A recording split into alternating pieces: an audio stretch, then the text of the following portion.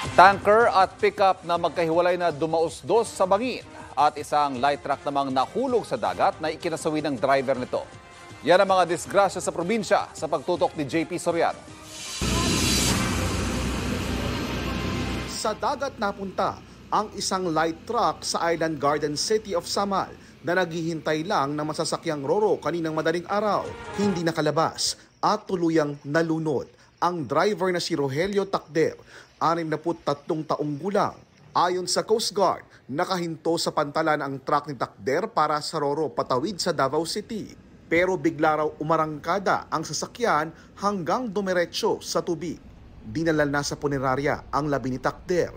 Na-recover na ng mga otoridad ang truck.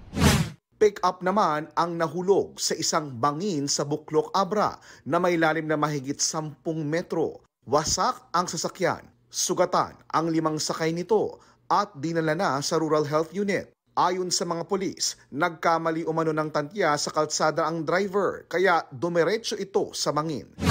Ganyan din ang nangyari sa isang tanker na may kargang 8,000 litrong krudo at gasolina sa Banggi, Ilocos Norte. Galing itong Kabugao at papunta sa Pagudpud nang mawalan umano ito ng preno sa pababa at pakurbang bahagi ng daan. Saka ito dumausdos sa bangin na may 30 metro ang lalim. Nagpapagaling na ang sugatang driver. Patuloy ang pag-retrieve sa nahulog na truck at paglinis sa tumagas na langis. JP Soriano, nakatutok 24 oras. Magandang balita mga kapuso, kahit ano pa man ang oras, mapapanood ang 24 oras weekend at iba pang newscast sa youtube.com/GMA News. I-click lamang ang subscribe button. Sa mga kapuso abroad, maaari po kaming masubaybayan sa GMA Pinoy TV at www.gmanews.tv.